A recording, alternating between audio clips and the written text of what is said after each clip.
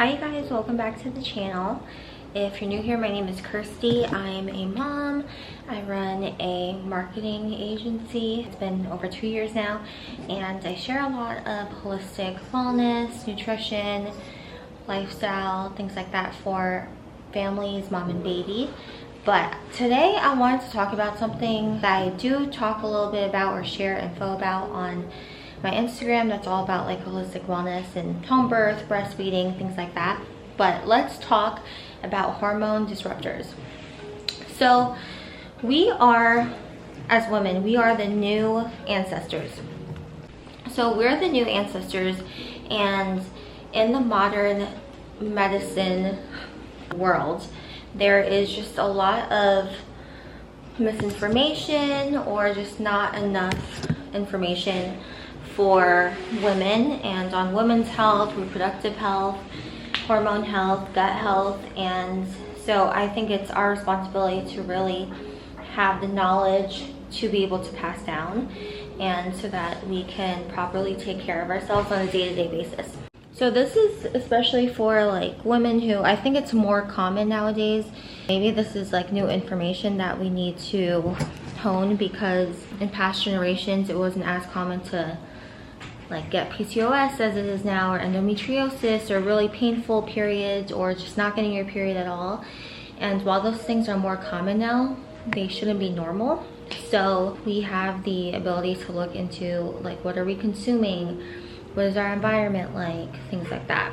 So an ideal breakfast would look like protein, fat, and fiber. I aim to do 30 to 40 grams of protein for breakfast. So I try to front load protein, have a healthy fat like avocado, cook in olive oil or grass-fed butter, and then fiber in the form of fruit, berries, mangoes, kiwis, etc., or chia seeds, flax seeds, other types of seeds that I put into like Greek yogurt, for example. So I'll have like 2 eggs, avocado, a Greek yogurt bowl with flax seeds, chia seeds, fruit, and raw honey.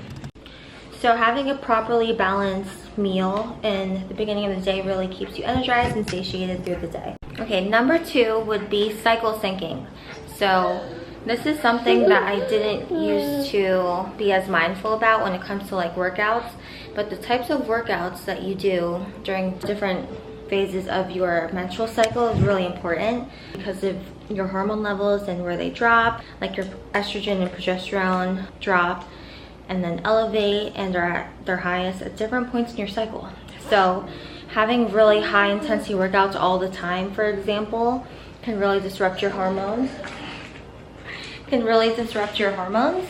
And that is something that I used to do all the time. And looking back now, like even if you scroll back to my old vlogs, you can see that I did high intensity circuit workouts all the time. For women, that could really disrupt our hormones, because if you're doing a high intense stressful workout when your hormones are low, that could be putting your body in fight or flight mode and make you inflamed. Another thing that I know people do often is having caffeine without proper nutrition or food. And having caffeine in your system without any sustenance can really stress your body out and spike your cortisol, especially if you just have coffee without any food, because your body needs actual fuel to synthesize caffeine and to actually energize you for the day. I would say at least the caffeine without food thing, that could be like the number 1 thing you try changing in your day-to-day. That would be easiest. And just starting with that in the morning and having a balanced meal with your caffeine, or at least before your caffeine. I feel like I used to just have matcha in the morning without a proper breakfast. And then when I started incorporating a proper breakfast, I feel like I felt so different throughout the day, and I didn't feel tired like midday. Okay, another one is processed sugars and sweeteners. So I'm talking about like high fructose corn syrup, table sugar, and any of the artificial sweeteners and sugars that you find in like packaged foods, sodas, etc. I actually went through, like since I was 13, did not have any soda, and then I just, after moving here to the Philippines, I started to drink a little bit more soda, but I do try to limit it. And if you do soda, there's a lot more better options like Olipop and Ollie, or Drink Poppy, yeah, for example, that have like prebiotics in the soda and don't use artificial sweeteners and sugars. A lot of those ingredients, like especially ones that you can't pronounce, our bodies don't synthesize and throw our hormones out of whack, so our body doesn't know how to properly digest those ingredients. What we do is have organic maple syrup, organic agave, and organic raw honey in the house, and that's what we use if we want to sweeten something like our hot chocolate or coffee or matcha, or in like banana bread. Oh, and organic coconut sugar. I don't know if I said that. But those are really good options for sweeteners. They're lower glycemic and your body knows how to synthesize them. This is kind of a different one, or a difficult one, because it has to do with like our day-to-day, and a lot of us do experience stress on some level daily, but our mental health is super important. So say you're eating properly, you're sleeping properly, your cycle's syncing and exercising. Galing.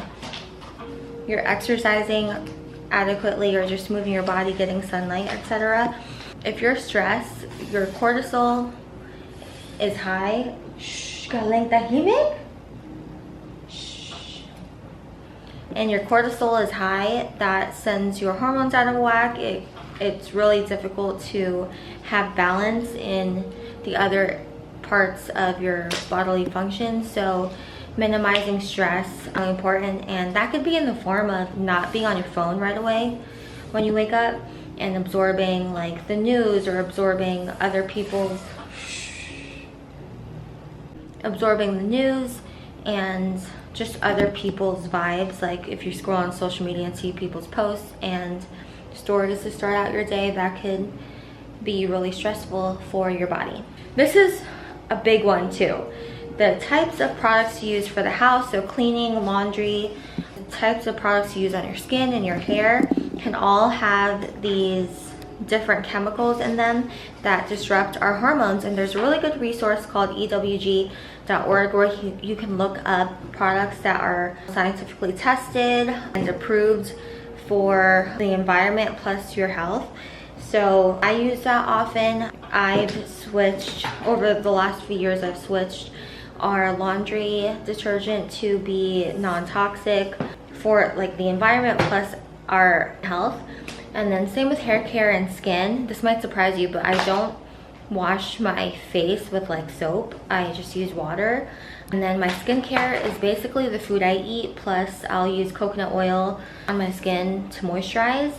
And I find that my body, because of the food I eat and not putting a lot of chemicals on my skin, knows how to regulate oils and environment of my skin. If you think about it, your skin is an organ, so we should not be putting chemicals or things that we can't pronounce on our skin. I like to think that our skin should come from the inside. If you have skin problems, a lot of the time it's a gut health issue.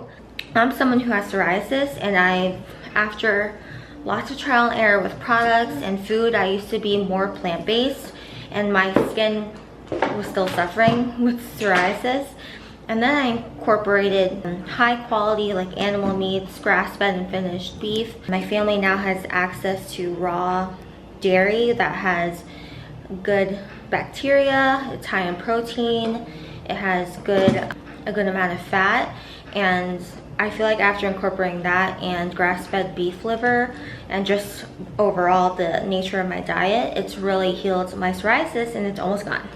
So I would start with that, just trying to have products that, you know, touch your skin or that you interact with on a daily basis, especially for you and your kids, that are non-toxic. So they shouldn't have synthetic fragrances in them. So even the expensive designer perfumes are not good for our endocrine system, or system that regulates our hormones. And the last one's a little bit controversial, but hormonal birth control.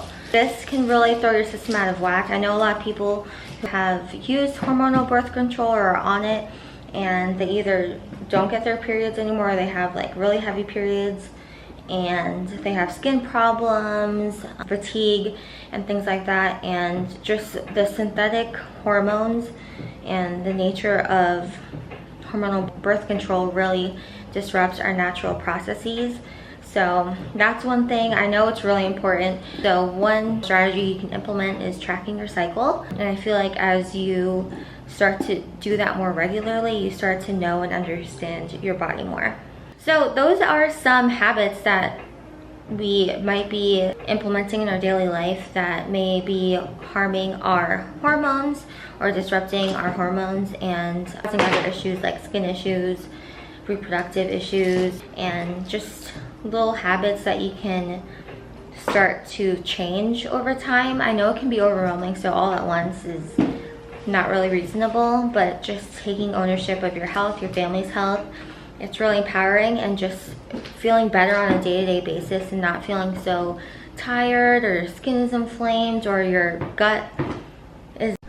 And then my camera died. But let me know if you guys enjoy these types of videos.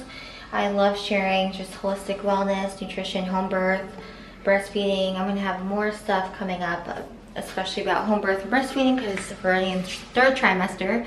Very excited about that. And also follow along my Instagram at homemade wealth, WELLTH, for more content like this. And see you in the next video. Bye.